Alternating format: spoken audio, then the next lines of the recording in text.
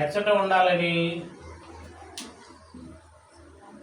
క్రీస్తు కట్టిన సంఘములు ఎక్కడ ఉండాలని ఐక్యత, సహోదరులు ఐక్యత క్రీస్తు కట్టిన సంఘంలో ఉండాలి. ఉంటే ఏమైంది? ఐక్యత ఉంటే ఆశీర్వాదము. ఏంటది? ఆశీర్వాదము. తర్వాత ఏమొస్తుంది? ఐక్యత ఉంటే శాశ్వత జీవము అన్నాడు. అంతేనా? ఆశీర్వాదము, శాశ్వత జీవము అచ్చట ఎక్కడ? యేసుక్రీస్తు కట్టిన సంఘంలో ఉండవల్లని యెహోవా సెలవిచ్చి ఉన్నాడు అని చెప్తున్నాడు. అదేనా?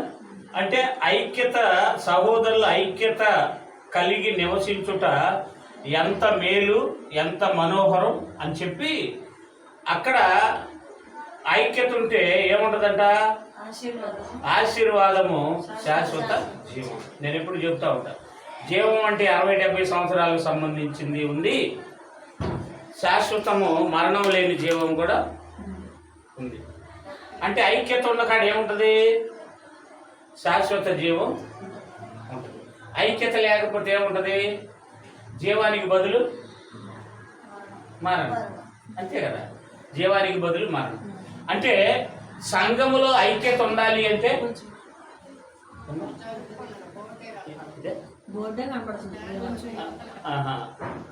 నేను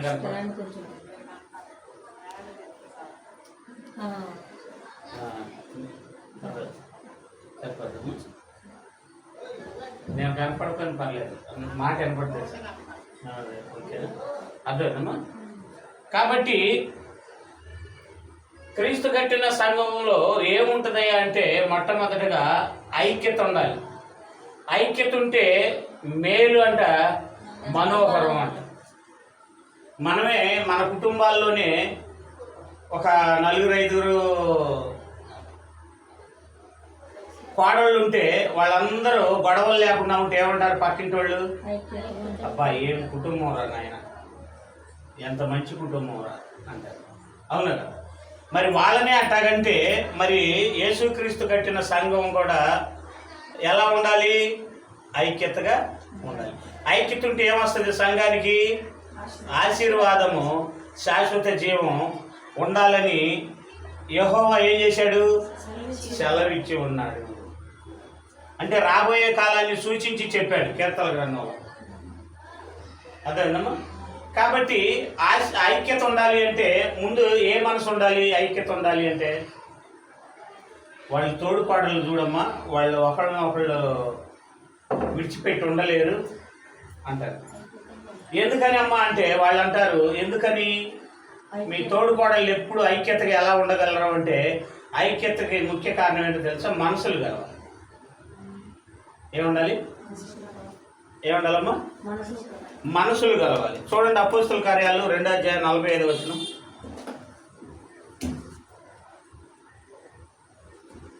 క్రీస్తు కట్టిన సంఘం 2వ అధ్యాయం 45వ వచనం.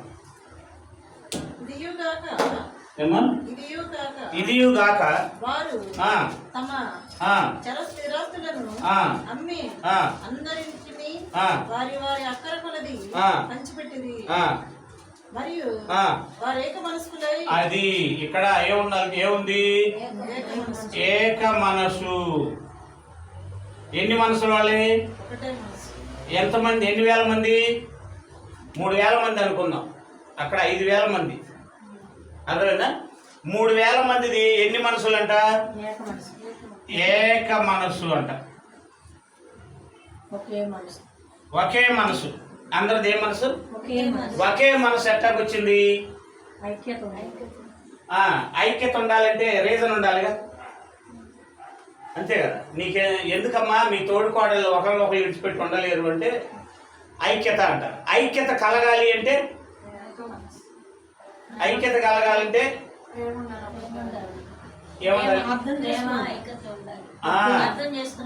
ప్రేమ రావాలి అన్నా ఏముండాలి తెలుసా? ముందు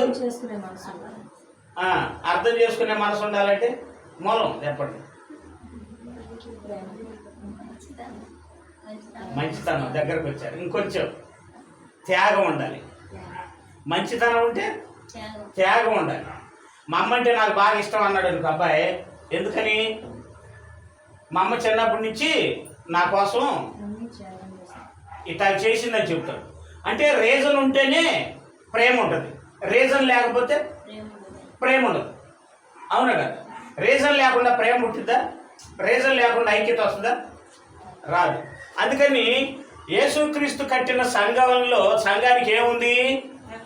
ఏక మనసు ఉంది. మరి మనకి అదేనా? మళ్ళీ చదవమ్మా, మళ్ళీ అదే మాట.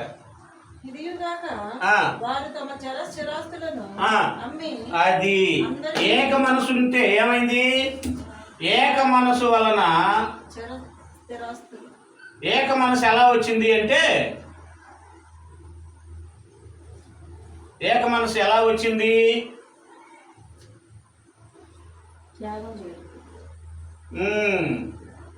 ఏక మనసు ఎలా వచ్చిందంటే,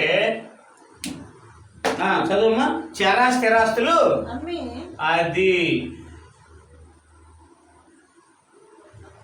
స్థిరాస్తులు అమ్మి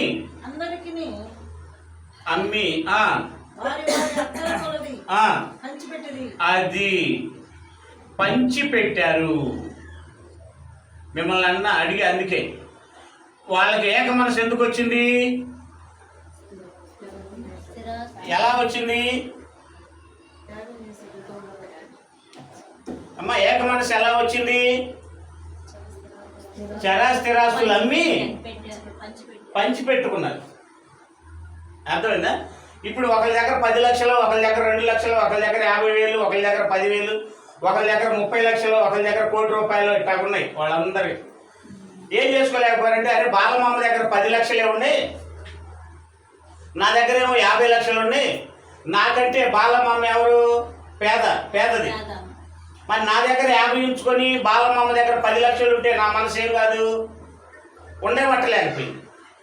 ఎందుకంటే రక్త సంబంధికుల కుటుంబాల్లోనే 4 అన్నదమ్ములైతే 3కి ఇళ్ళు ఉంటే 4గో వాడికి ఏం చేస్తారు? కట్టించిస్తారు.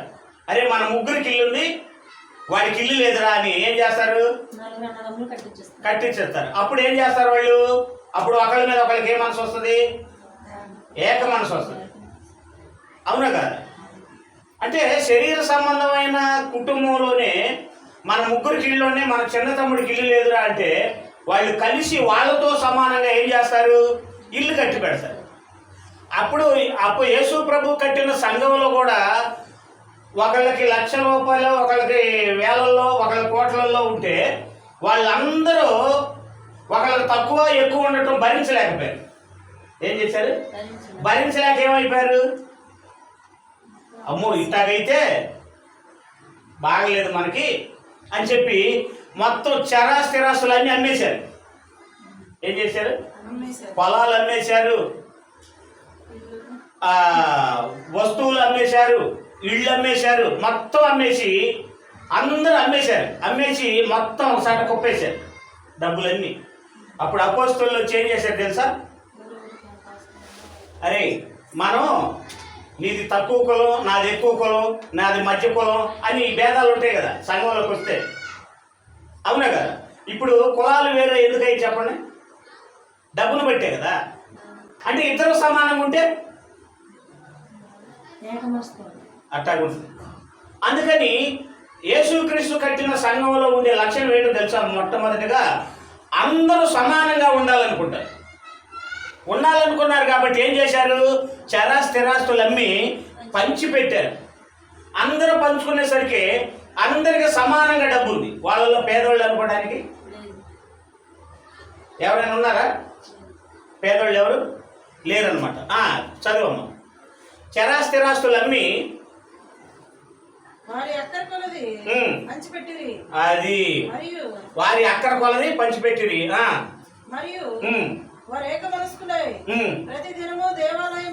అదిగోండి, ప్రతిదినం ఏక మనసు అయ్యి ఏం చేశారంట? ప్రతిదినం దేవాలయములో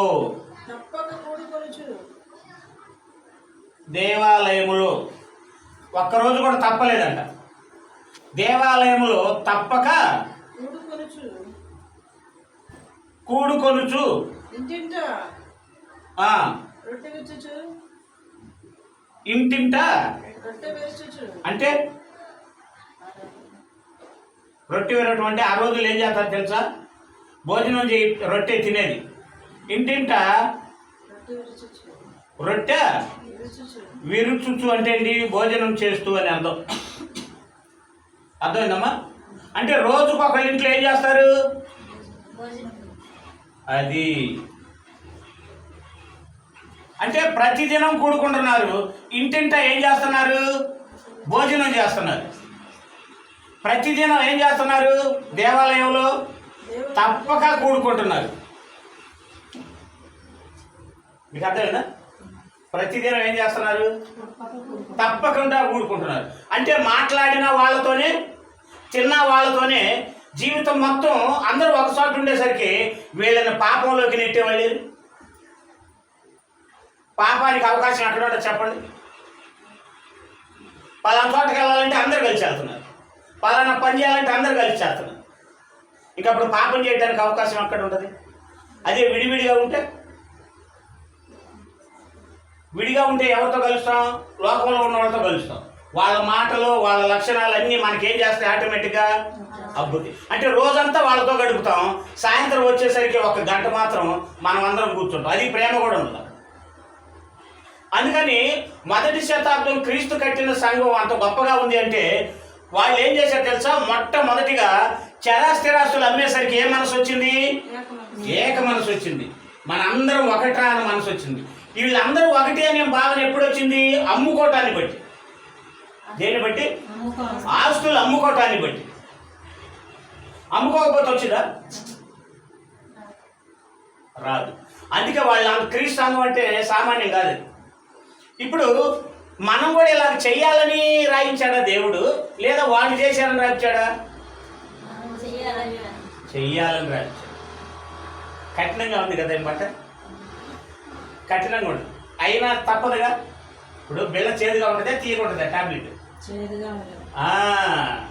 జ్వరం తగ్గాలి అంటే చేదైన టాబ్లెట్ వేసుకోవాలి. వేసుకునేటప్పుడు అదే చాక్లెట్ ఎట్టాగా వేసుకుంటాం? ఆనందంగా వేసుకుంటాం. మింగితే అయిపోద్దేమోనని స్లోగా తింటాం. అదే టాబ్లెట్ అయితే నాలుక తగిలితే చేదైతేమోనని టక్కన మిగుతాం. అంటే నవ్వటానికి ఇష్టం ఉండదు, చేదు. అలాగే సత్యం కూడా మనిషికి ఇష్టంగా ఉండదు. ఇలాగ ఈరోజు క్రైస్తవులందరూ ఇలాగ బతికితే అన్యజనులు ఈ పాటి కోట్ల మంది వచ్చేవాళ్ళు సంఘంలోకి. కోట్ల మంది క్రీస్తు దగ్గరకు వచ్చేవాళ్ళు. కానీ బ్రతికేవాళ్ళు లేదు. చెప్పే దైవజనుడికి ఆ గుణం లేదు. అపోస్తులు పంచిపెట్టారంట. అవునా కదా? 46వ వచనం ప్రజనం కూడుకున్నారా?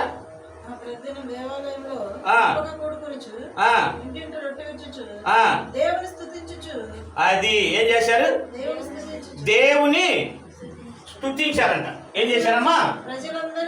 ఏక మనసు వచ్చింది. ప్రతిదినం కూడుకున్నారు, ఇంటింటా భోజనం చేశారు. 4 ఏం చేశారు?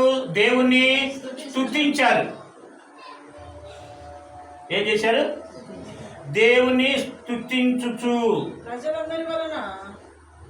అర్థమైందమ్మా? దేవుని స్తుతించారు. 5 ప్రజలందరి వలన. అబ్బా, అండర్లైన్ చేసుకోండి.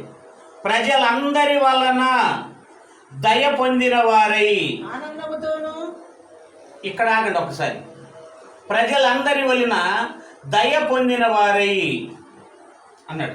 అంటే ప్రజలందరికీ అందరూ ఏమన్నారు తెలుసా? అబ్బా, ఏం జీవితం అయ్యా, ఇట్టా ఉండాలయ్యా, ఇదయ్యా దేవుడి బిడ్డలంటే అన్నారంట. మరి ఇప్పుడు అంటున్నారు ఎవరైనా? ఇంకా ఎగతాళి చేస్తున్నారా? హైందవులు మతోన్మాదులు అని పేరు పెట్టిన వాళ్ళు ఏమన్నారు తెలుసా? ఎందుకురా మీరు ఆదివారం వస్తే మీరు సంపాదించినంత పోయి చర్చిలకి ఇవ్వాలి, మీ పేర్లు చెప్పుకొని వాళ్ళు సుఖపడుతున్నారని ఎగతాళి చేస్తున్నారు. ఏం చేస్తున్నారు? ఎగతాళి చేస్తున్నారు. ఎందుకని? ఇది బిజినెస్ అయిపోయింది. అట్టాగా తయారయ్యారు. కానీ ఆ రోజుల్లో వీళ్ళందరూ అమ్ముకొని ఏక మనసు ఉండేసరికి ప్రజలందరి వల్ల ఏం పొందారు వీళ్ళు? ఇప్పుడు ఎందుకని దయ పొందట్లేదు క్రైస్తవులు? ఇది లేదు కాబట్టి. ఈ మనసు లేదు. స్థిరాస్తులు ఆ కష్టం అమ్మటం. మనం ఏమో ఆస్తులు అమ్మాల్సిన అవసరంలా, ఇళ్ళన్నీ తాకట్టు పెట్టాల్సిన అవసరంలా, ఇది మనది అన్నట్టుగా ఉంటే చాలు.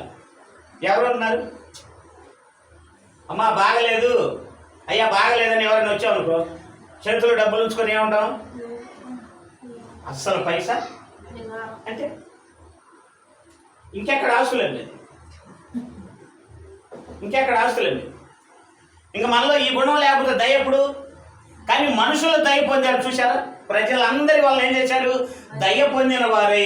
గుర్తుపెట్టుకోండి, ఇప్పుడున్న సంఘాలన్నీ దేవుడి సంఘాలు కాదు. గుర్తుపెట్టుకోండి, మీరు మాయలో పడిపోవద్దు. అర్థమైందా? క్రైస్తవుడిగా బ్రతకడం అంటే చాలా కష్టం. క్రైస్తవురాలుగా బ్రతకడం అంటే చాలా కష్టం. మరి ఎవరికి ఈజీ అంటే దేవుణ్ణి ప్రేమించి దేవుడే శాశ్వతం అని దేవుడి కోసమే 24 గంటలు ఆలోచిస్తూ నేను చనిపోయినా నా తండ్రి దగ్గరికి వెళ్ళాలి, ఈ లోకం నాకు వద్దు అనుకున్న వాళ్ళకి మాత్రం సాధ్యం తప్ప కొద్ది కాలం ఇటుండి కొద్దిసేపు ఇటుంటే. అందుకని ఉంటే దేవుడి వైపు పూర్తిగా ఉండాలి, లేకపోతే ఇటన్నా ఉండాలి. నేను ఎప్పుడు చెబుతూ ఉంటాను, లోకంలో ఉండి లోకాన్నన్నా అనుభవించు, కానీ అటు ఇటు కాకుండా ఉండి ఏది పొందలేవు. ఏం చేస్తాం? ఏది పొందలేవు. ఇప్పుడు లోకంలో ఉంటే దాన్నన్నా అనిపిస్తాం చనిపోయిందా. ప్రభు దగ్గరకు వచ్చి ఇటు దేవుడిని సరిగా అర్థం చేసుకోక ఇటు లోకాన్ని సరిగా అనిపించలేక ఉపయోగం ఏముంది? దేవుని స్తుతించుచు ఎలా స్తుతించారు? నోటితోనా? పనితో స్తుతించడం అంటే ఏంటి? స్తుతి అంటారు చాలా మంది. అలాగంటే స్తుతి కలగదు. ఏక మనసు కలిగి చరాస్థిరాస్తులు అమ్ముకోవటమే దేవుణ్ణి స్తుతించడం. అర్థమేనమ్మా? దేవుణ్ణి స్తుతించుచు ఎలా? ఇదంతా చెప్పి ఇక్కడికి వచ్చాక దేవుని స్తుతించు అంటే అర్థం ఏంటి తెలుసా? ఇదంతా చేయటమే దేవుని స్తుతించడం. దేవుని స్తుతించడం వల్ల ప్రజలందరి వల్ల ఏం పొందారు? దయ పొందారు. మరి మనకుందా? మన మీద ఎవరికైనా దయ ఉందా? బ్రతికితే కదా దయ వచ్చేది. చదువమ్మా. ప్రజలందరి వలన జాగ్రత్తగా దయ పొందిన వారి ఆనందముతోను. మరి ఆనందం కాకేముంటది? మరే ఇక్కడ మైకు పట్టుకోగానే మంచి మంచి మాటలు చెప్పి బాగా నీతి సూక్తులు వల్లించి పక్కకి వెళ్ళగానే ఎంత దారుణమైన మనసు అది. అవునా కదా? కన్ను తెరిచినప్పటి నుంచి మూసేంత వరకు కూడా ఇక్కడ ఏదైతే చెప్తామో అది పాటిస్తేనే ఆనందం. అందుకని వీళ్ళకేమొచ్చిందంట? ఆనందముతోను. అంటే వీళ్ళు పొందిన ఆనందం చూడండి, ఇది నిజమైన ఆనందం. ఎదుటి వాళ్ళకి మేలు చేసి మనదంతా ఒకటి అని చెప్పి దేవుని చిత్తానుసారంగా బతికిన వాళ్ళు పొందే ఆనందం ఎంత ఇదైనా సరే మనకది దొరకదు. అంత ధైర్యం కూడా ఎక్కడ ఉండదు అసలు మెయిన్. అవునా కదా? అందుకని ఏం చేశారంట? ప్రజలందరి వల్ల దయ పొందిన వారై ఆనందముతోను నిష్కపటముతోను. అంతేనా? నిష్కపటమైన హృదయముతోను. అబ్బా, నిష్కపటమైన ఏ హృదయం అంట? అంటే కపటం లేదంట. ఇంకేముంటుంది కపటం? ఇంకేముంటుంది అమ్మా? నిష్కపటమైన హృదయం అంట. ఆనందం ఉందంట. మనసు ఎలాంటిదంట?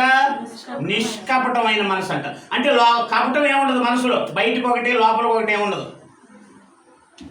అవునా కదా? అరే డబ్బులు ఒక 1000 రూపాయలు ఫోన్పే చేయంటే ఇదిగోరా 200 ఉండే కావాలంటే చూడని చూపించామనుకో, ఏ మనసు అది? నిష్కపటమైన మనసు. అట్టా కాకుండా 2000 ఉంచుకొని అరే 200 ఇరా అంటే అసలు ఎవరా అంటే ఎవరు బయట వాళ్ళకి వదిలేసి, ఎందుకంటే వాళ్ళు అలుసుగా తీసుకుంటారు. అడిగిన వాళ్ళకల్లా ఇవ్వకూడదు బయట వాళ్ళకి. అర్థమైందా? ఎవరికి ఇవ్వాలో వాళ్ళకి ఇవ్వాలి. అదే సంఘంలోకి వచ్చామనుకోండి, వాళ్ళు దేవుడి కోసం బ్రతుకుతారు, కాదు బలహీనతలు ఉండాలనుకోండి, మనం ఇచ్చేసేయాలి. అప్పుడు ఏమొస్తుంది? మనకి నమ్మకం ఒకటి వస్తుంది. లేదా కపటం ఉందనుకోండి, మనం మాట్లాడేది ఒకటి చేసేది ఒకటి అయితే మన హృదయం ఎలాంటిది? కపటమైన మనసు. కానీ వీళ్ళ మనసు ఎలాంటిదంట? నిష్కపటమైన నిష్కపటమైన హృదయం. ఆనందముతోను నిష్కపటమైన హృదయముతోను ఆహారము పుచ్చుకొని చుండిరి. అబ్బా ఏం చేశారు? ఆహారము పుచ్చుకొనుచుండిరి. ఇదెందుకు?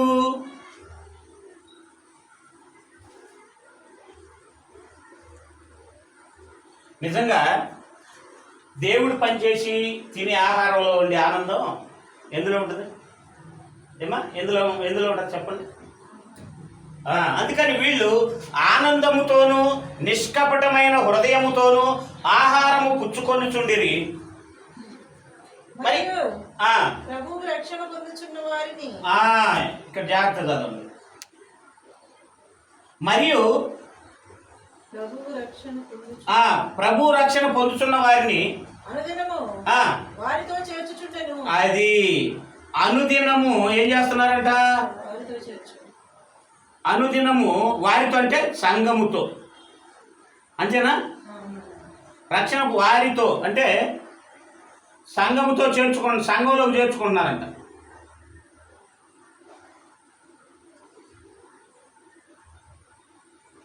వారితో చేర్చుచుండిరి. అంతేనమ్మా? మరి మనం ఎంతమందిని తెచ్చాం? మన అందరికి ఉండాలి. ఆదివారం వచ్చింది లేదా గురువారం వచ్చింది అంటే ఎవరో ఒకరు మనకు పరిచయం అవుతారు, వాళ్ళని తీసుకొని రావాలి. మా చర్చిలో సత్యం చెప్తారు, వాక్యానుసారంగా ఉంటుంది అని పరిచయం ఉన్న వాళ్ళు ఏం చేయాలి? తీసుకొని రావాలి. ఎందుకని ఇది సత్యం అయితే మనతో పాటు ఏం చేయాలి? కొంతమందినైనా వెలిగించాలి. ఏమా? ఏం చేయాలి? మరి ఒక చెట్టు కొన్ని కాయలకు జన్మనిస్తుంది, ఆ కాయలు విత్తితే ఏం చేస్తుంది? ఇంకొన్ని చెట్లకి జన్మనిస్తుంది. అలాగే మనం మారి మనం కొంతమందిని ఏం చేయాలి? సత్యం దగ్గరికి తీసుకొని రావాలి. మీరు అనుకుంటున్నారేమో ఇప్పుడున్న సంఘాలన్నీ పరలోకం వెళ్తాయని. నెవర్. దేవుడు మామూలు మనలాగా ఆశామాషిగా ఉండదు. ఆయనకి ప్రేమ ఎక్కువ అంతే. అలాగని చట్టానికి ఆయన లోబడ్డట్టు ఇంకెవరు లోబడరు. అర్థమైందా? ఆయన మాట తప్పే మనిషి కాదు. ఎగ్జాంపుల్గా మనం ఆలోచిస్తే నోవా గారి కాలంలో జలప్రళయంలో ఎంతమంది బ్రతికారు? 8 మంది. అంతేనా? 8 మంది. సొదొమ గొమొర్రా పట్టణం ఇదైనప్పుడు ఎంతమంది? 3. అంతేనా? తర్వాత కానాను దేశం వెళ్ళేటప్పుడు 20 లక్షల మంది బయలుదేరారు. కానీ ఎంతమంది కానాను వెళ్ళారు? 2. యెహోషువ, కాలేబు అనేవాళ్ళు. 20 లక్షల మందికి ఎంతమంది? 2. అంటే ప్రారంభం నుండి మనం చూస్తూ ఉంటే పరలోకం వెళ్ళేది ఎంతమంది? వెళ్ళరు. కాకపోతే ఇక్కడ మనది ఎలా ఉంటుందంటే అటు మత్స్యాకల నుండి వచ్చిన వాళ్ళకి పిచ్చితనంగా కనపడుతూ ఉంటుంది. ఇదేంట్రా నాయన, ఒక సౌండ్ లేదు, ఒక మ్యూజిక్ లేదు, ఒక గందరగోళం లేదు, వస్తున్నారు ఏదో మాటలు చెప్పుకొని వెళ్తున్నారు, 4 పాటలు పాడుకొని అన్నట్టుగా ఉంటుంది. పరిశుద్ధాత్ముడు ఎక్కడ ఉంటాడో అక్కడ శాంతి సమాధానం ఉంటుంది, అల్లరి ఉండదు. పరిశుద్ధాత్ముడు అల్లరికి కర్త కాదు, సమాధానానికి కర్త. అందుకే అందరం వస్తాం, తల ఒక పాట పాడుకుంటారు, సమాధానంగా కూర్చుంటాం, సత్యవాక్యం విని వెళ్ళిపోతాం, దేవుణ్ణి స్తుతించుకుంటాం. అవును కదా? మరి వీళ్ళందరికీ ఇన్ని గొప్ప గుణాలు ఎట్టాగొచ్చాయంటే చూడండి, 41, 42 వచనాలు చదువుకొని ముగించుకున్నాం. కాబట్టి అతని వాక్యము 41, 42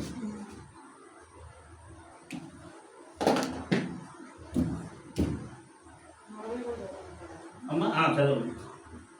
ఇంకను అనేక విధములైన మాటలతో సాక్ష్యం ఇచ్చి మీరు మూర్ఖులకు ఈ తరము వారికి వేరై రక్షణ పొందుడని వారిని హెచ్చరించారు. కాబట్టి అతని వాక్యం అంగీకరించిన వారు బాప్తిస్మం పొందిరి. అది బాప్తిస్మం పొందిరి. ఎవరి మాటలు? పేతురు గారి మాటలు అంగీకరించిన వాళ్ళు ఏం చేశారు? బాప్తిస్మం పొందిరి. కాబట్టి వాక్యం అంగీకరించిన వారు బాప్తిస్మం పొందిరి. ఆ దినమందు ఇంచుమించు 3,000 మంది చేర్చబడి చేర్చబడి మీరు అపోస్తలుల బోధ యందును ఎంతమంది అమ్మా? 3,000 మంది. అర్థమైనా? 3,000 మంది చేర్చబడ్డారు.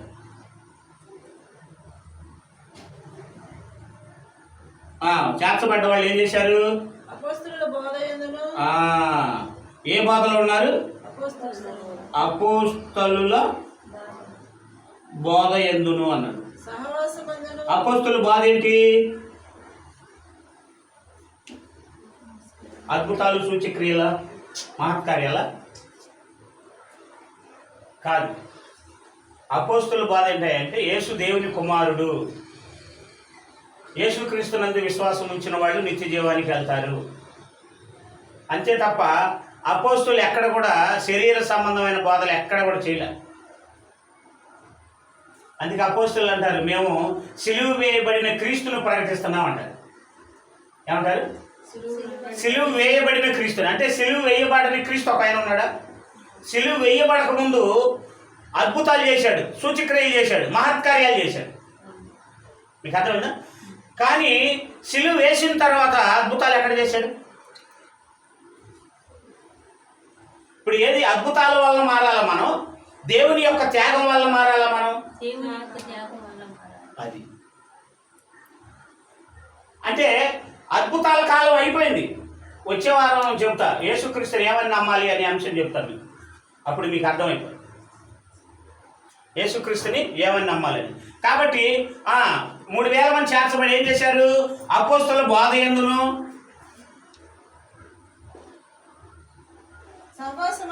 అది ఎవరి సహవాసం? అది సహవాసమందును.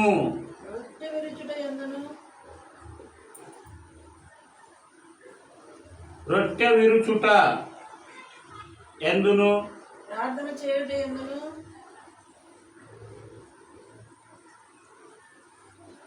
ప్రార్థన చేయుట ఎందును. ఎలా ఉన్నారు? ఎడ తెగక ఉండిరి. అంటే సహవాసం ఎవరిది? అపోస్తలుల సహవాసం. అపోస్తలుది ఎలాంటి లక్షణం? ఎంత ఆస్తులు వచ్చినా వాళ్ళంటూ ఉంచుకోకుండా పంచిపెట్టారు. వాళ్ళకేం లేదన్నమాట, అబ్బాయి డబ్బుతో సుఖపడదామనే మనసు లేదు. అవునా కదా? ఈ డబ్బుతో సుఖపడదామనే మనసు వాళ్ళకి లేదు. అంటే వీళ్ళు ఎవరంటే నిస్వార్థపరులు. సంఘానికి ఏం చేద్దామా అనుకునే వాళ్ళు తప్ప సంఘం అంతా కూడా మనకి డబ్బు తెచ్చిస్తే మనం ఎలా సుఖపడదామా అనుకునే వాళ్ళు కాదు వీళ్ళు. అర్థమైందా? అందుకని ఇలాంటి నీతిమంతుల సహవాసం చేసిందంట ఈ సంఘం. అర్థమైందా? ఇలాంటి నీతిమంతుల సహవాసం చేసేసరికి ఏమొచ్చింది? స్థిరాస్తులు అమ్మే గుణం వచ్చింది. ఆ గుణం ఎవరిని బట్టి వచ్చింది? అపోస్తలుల బోధ. అపోస్తలుల బోధ అంటే వాళ్ళు బోధను బట్టి వీళ్ళ గుణం మారింది. మీకు అర్థమైందా? బోధన బట్టి ఏం మారింది? గుణం మారింది. మారేసరికి ఏం చేశారు? అపోస్తలుల బోధలో ఉన్నారు. బోధ, సహవాసం, రొట్టె, ప్రార్థన, ఎడతెగల. అక్కడ ఎడతెగక అంటే అందరు ఎలా ఉన్నారు? ఒకే కుటుంబంలా ఉన్నారు. వీళ్ళకి ఐక్యత వల్ల వీళ్ళు ఎంత ఐక్యత వచ్చేసరికి ప్రజలందరూ ఏం చేశారు? ప్రజలందరి వల్ల దయ పొందారు. అంటే సంఘానికి బయట ఉన్న వాళ్ళు ఏం చేశారంట? వాళ్ళని అబ్బా ఎంత మంచోళ్ళయ్యా మీరు, ఏం జీవితం అయ్యా, ఇంత త్యాగమా మీలో, ఇంత ప్రేమ అనుకున్నారు. అందుకని ఏమంటున్నాడు? సహోదరులు ఐక్యత కలిగి నివసించుట ఎంత మేలు, ఎంత మనోహరం. అంటే ఐక్యత ఉంటే ఏముంటుంది? ఆశీర్వాదం ఉంటుంది, తర్వాత శాశ్వత జీవం. ఐక్యత లేకపోతే ఏముండదు? శాపం ఉంటుంది, తర్వాత మరణం ఉంటుంది. ఆశీర్వాదానికి బదులేంటి? శాపం. జీవానికి బదులేంటి? మరణం. అంటే ఐక్యత లేని సంఘంలో శాపము, మరణం ఉంటుంది. ఇప్పుడు సంఘాలన్నింటిలో ఐక్యత ఉందా? ఎవరిది ఏ ఇల్లో ఏ ఊరు కూడా తెలియదు వచ్చే సంఘాలు. పాస్టర్ గారి దగ్గరకు వస్తున్నాడంటే ఏ స్త్రీది ఏ ఊరో కూడా తెలియదు. ఎందుకని అన్ని వేల మందిలో ఏ ఊరని ఎవరికి తెలుసు? మరి మనం ఉన్నాం, ఎవరిది ఏ ఊరో తెలీదా? ఎవరి పేరు ఏంటో తెలీదా? కానీ పాస్టర్ గారికి ఎవరి పేరు ఏం పేరో కూడా. ఎందుకని? ఐక్యత లేదు. అపోస్తుల బాధ ఉంటే కదా ఐక్యత ఉండే, అపోస్తుల బాధ ఉంటే కదా త్యాగం ఉండే, అపోస్తుల బాధ ఉంటే కదా ఏక మనసు ఉండేది. అందుకని ఏం చేశారు? ప్రతిదినం దేవాలయంలో కూడుకున్నారు, ఇంటింటా రొట్టె విరిచారు, దేవుని స్తుతించారు. అందువల్ల ప్రజలందరి దయ వాళ్ళ మీద ఉంది. ఆ దయ పొందామనే ఆనందం ఏం చేసింది? ఆనందముతోనూ నిష్కపటమైన హృదయముతోనూ ఆహారము పుచ్చుకొని చుండిరి. అనుదినము వారితో బాప్తిసం పొందిన వాళ్ళని చేర్చుతా వచ్చారంట. ఎందుకని ఈ లక్షణాలన్నీ ఎక్కడొచ్చినాయి? ఎందుకు వచ్చినాయంటే అపోస్తుల బోధ, సహవాసము, రొట్టె విరుచుట, ప్రార్థన. వాళ్ళతోనే, సంఘంతోనే. గుర్తుపెట్టుకోండి, ఎప్పుడైతే మన సంఘ సహవాసం విడిచిపెడతామో మన గుణాలు మారిపోతావు. అర్థమైందా? ఎప్పుడైతే సంఘంతోనే కలిసి ఉంటామో, సంఘంతో కలిసి ఉన్నంత మాత్రం ఇది కాదు, కలిసి ఉంటే దేవుడి మాటలు చెప్పుకోవాలి. దేవుడి మాటలు చెప్పుకుంటేనే కలిసి ఉండటం, అంతే కదా. దేవుడి బిడ్డలు దేవుడి మాటలు చెప్పుకుంటారు, అవునా? లోకస్తులు లోకపు మాటలు చెప్పుకుంటారు. ఏమని? లోకంలో ఏం సంపాదించావు, మీ అబ్బాయికి ఎంత జీతం, మీ అమ్మాయికి ఎంత జీతం, ఎంత పెట్టి చదివించావు, ఇంక ఇదే. దీనివల్ల నీకే వస్తుంది? ఏమన్నా వస్తుందా? దీనివల్ల ఏమి రాదు. వాళ్ళకి ఎంతమంది పిల్లలు తెలిస్తే నీకేం ఉపయోగం? వాళ్ళ అబ్బాయి ఎంత సంపాదిస్తాడో తెలిస్తే నీకేం ఉపయోగం? వాళ్ళ అబ్బాయి ఎంత మంచివాడో చెప్పమను, అది చెప్పను. వాళ్ళ అమ్మాయి ఎంత మంచిదో చెప్పమను, అది చెప్పను. వాళ్ళ అబ్బాయి అన్ని దాన కార్యాలు చేశాడో చెప్పమను, అది చెప్పను. అబ్బాయి ఎంత చదివాడో చెప్తారు, ఎంత ఇంటికి వస్తుందో చెప్తారు. ఇంకా పని లేని వాళ్ళందరూ కూడా ఆ సోది చెబితే వెంట వాళ్ళ అబ్బాయి సంపాదిస్తే అతనికే లాభం, మనకే లాభం. కానీ వాళ్ళ అబ్బాయి నీతిమంతుడైతే మనకు లాభం. ఎందుకని? నలుగురు బాగుపడతారు కదా. ఇప్పుడు ఒక నీతిమంతుడు ఉన్నాడు అనుకోండి, నీతిమంతుడు వల్ల నలుగురు బాగుపడతారు, అవునా కదా. అప్పుడు నలుగురికి మేలు చేసేవాడి గురించి 10 మంది గురించి చెప్పు. నీకు ఎంతమంది పిల్లలని చెప్పమారు, ఒక్కడైనా సరే ఎలాంటి వాడా అని చెప్పు. మా అబ్బాయి ఆకలేని వాళ్ళ మొక్కలు చూడయా, అది చెప్పు. మా అబ్బాయి ఎవరైనా ఇబ్బందులు ఉంటే ఆగలేడయా, అది చెప్పు. మా అబ్బాయి భలే చదివాడయా, అయితే అవన్నీ పనికిలు మాలిన ముచ్చట. అలాంటి ఉండదు. నేను ఆత్మీయులైనా సరే దేవుడి విషయాలు మాట్లాడకపోతే ఫోన్ కూడా చేయను.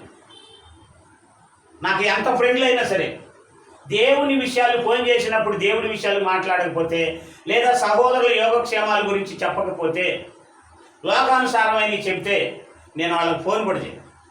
ఎందుకని? టైం వేస్ట్ కదా. వేస్టే కదా, టైం వేస్ట్. అది అందుకని మనం ఎప్పుడు కూడా ఏం చేయాలన్నమాట? మొదటి శతాబ్దపు సంఘంలో ఇది మరి ముఖ్యంగా ఏం చేయాలి? అపోస్తల బోధలో ఉండాలి, సహవాసంలో ఉండాలి, రొట్టె విరగటంలో ఉండాలి, ప్రార్థన చేయటంలో ఉండాలి. ఇవన్నీ ఉంటే ఏ మనసు వస్తుంది మనకి? ఏక మనసు వస్తుంది. ఏక మనసు ఉంటే ప్రజలందరూ ఏం చేస్తారు? మనల్ని దయ, వాళ్ళ దయ మన మీద ఉంటుంది. మనుషుల దయ మన మీద ఉంటే ఆటోమేటిక్గా ఎవరి దయ ఉన్నట్టు? దేవుడి దయ అన్నట్టే కదా. యేసుక్రీస్తు వారి మీద తల్లిదండ్రుల దయ, మనుషుల దయ, దేవుడి దయ. మనం కూడా వాళ్ళు ఏదో మన దగ్గరకు రాకపోయినా, అయ్యా వీళ్ళు తెలిసినంతలో బతుకుతారయ్యా, దేవుడు అంటే భయభక్తులు కలిగి ఉంటారన్నా అనుకో, పరలోకంలో దేవుడు కూడా శబాష్ అంటే, అబ్బా దేవుడి దగ్గరకు వచ్చాక పాస్టర్ గారు అన్న భలే సంపాదించాడన్నా, దిక్కుమాలినోడు. సంఘాన్ని అడ్డం పెట్టి సంపాదించుకున్నవాడు దిక్కుమాలినోడు, దరిద్రుడు. ఏ మాటనా తక్కువే. ఎందుకంటే బోధకుడుగా ఉండాల్సిన నువ్వు, విశ్వాసాన్ని చూపించాల్సిన నువ్వు 10 మందిని అడ్డం పెట్టుకొని వాళ్ళ అప్పుల్లో ఉంటే, వాళ్ళు ఫైనాన్సులు కట్టలేక, వాళ్ళ అప్పులు కట్టలేక, వాళ్ళ ఇబ్బందుల్లో ఉంటే, నువ్వు మాత్రం వాళ్ళ డబ్బులు తీసుకొని సుఖంగా ఎలా ఉండాలనిపించింది అయ్యా నీకు? వీళ్ళు ఉండలేకపోయారు, స్థిరాస్తులు అమ్ముకొని సమానంగా పంచుకున్నారు. కానీ దైవజనుడు అయి ఉండి వాళ్ళందరూ అప్పులతో బాధలు పడతా ఉంటే సరైన అవసరాలు లేక పిల్లలకి సరైన చదువులు చెప్పుకోలేని పరిస్థితుల్లో వాళ్ళు ఉంటే వాళ్ళని కళ్ళారా చూస్తా కూడా కారులో తిరుగుతూ అఫీషియల్గా బతుకుతూ మళ్ళీ నీతి వాక్యాలు చెబుతున్నావు అంటే ఇలాంటి పాస్టర్ చెప్పే వాక్యాలు విని వాళ్ళని అనాలి. తర్వాత కానీ పట్టించుకుంటారా? అమ్మో పాస్టర్ గారిని అంటే ఏమొచ్చిందంట, శాపం అంట. ఈ మాటతో బ్లాక్మెయిల్ చేస్తున్నారు విశ్వాసులు. పాస్టర్ గారిని అనకూడదు, అందుకని పాస్టర్ గారి దొంగతనం చేయొచ్చు, వ్యభిచారం చేయొచ్చు, చర్చికి వచ్చి అమ్మాయిలతో చేతులు ఆడొచ్చా, కానీ నువ్వైతే ఎంత చేసినా అనకూడదా? భయం ఏమి, అదంతా మాయ మాటలు. తప్పు చేస్తే ఎవరినైనా సరే ఏం చేయాలన్నమాట, నిల తీయాలి. తప్పు చేస్తే పాస్టర్ అయినా సరే ఏం చేయాలి, నిల తీయాలి. నిల తీయకపోతే ఏమవుతాడు, అతను చెడిపోతాడు, అతని దగ్గరికి వచ్చేవాళ్ళు కూడా చెడిపోతాడు. మన మాట విని ఇది చేస్తే చెప్పాలి, వినడు అనుకుంటే పక్కకి విననప్పుడు ఎందుకు,